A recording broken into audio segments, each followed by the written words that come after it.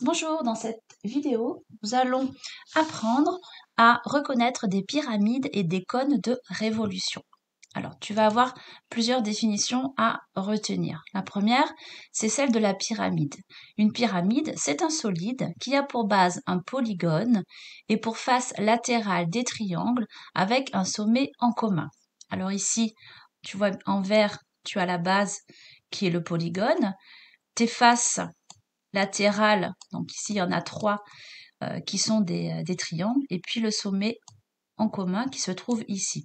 La distance entre le sommet et la base de ta pyramide, on appelle cela la hauteur de la pyramide. Deuxième définition, c'est la définition en fait d'une pyramide régulière. Une pyramide régulière, c'est une pyramide dont toutes les faces sont des triangles isocèles superposables. Donc, superposables veut dire qu'ils sont tous identiques et je te rappelle, des triangles isocèles, ce sont des triangles qui ont deux côtés de même longueur.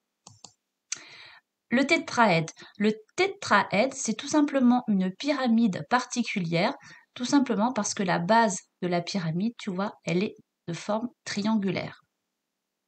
Enfin, le cône de révolution, c'est le chapeau que tu peux avoir, que tu peux mettre sur ta tête quand tu veux faire la fête.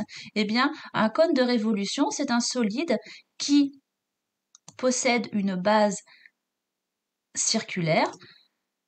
Tu retrouves ici la hauteur du cône qui permet donc de joindre la base de ton cône de révolution au sommet S. Et puis ici, il y a une particularité, c'est-à-dire tu as un angle droit. Donc ici, tu vas te retrouver avec un triangle rectangle. Donc, pourquoi pas utiliser Pythagore au niveau des cônes de révolution et même au niveau des pyramides.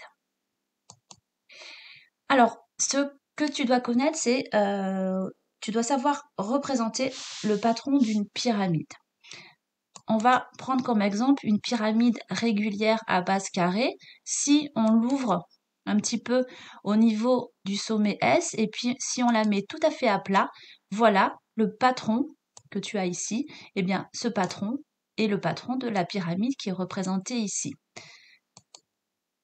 Regardons maintenant d'un peu plus près le patron d'un tétraèdre régulier. Donc voici un tétraèdre régulier avec, tu vois bien ici la base triangulaire. On va l'ouvrir un petit peu au niveau du sommet. Et si on le met tout à fait à plat, voilà le patron de ton tétraèdre régulier. Alors maintenant, on va essayer de voir un petit peu dans l'espace. Et puis, dans l'espace, quand je parle dans l'espace, on va pas aller dans l'espace, dans le vide. On va tout simplement regarder l'espace en 3 dimensions. Et puis, on va prendre l'exemple du cube. Ici, tu as un cube. Dans ce cube, on peut représenter en rouge ici une première pyramide.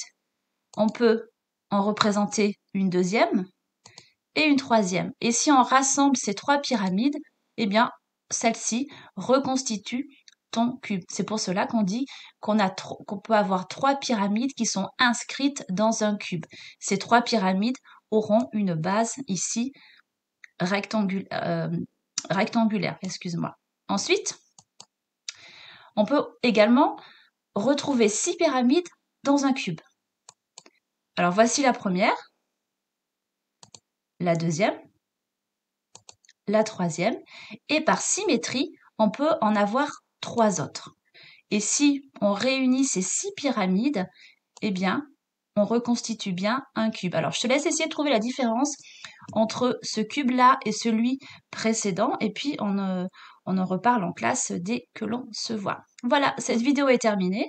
Je te propose de nous retrouver pour une prochaine vidéo. Alors bien sûr, attention, ce n'est pas la peine de représenter tous ces cubes sur ton cahier. Au revoir!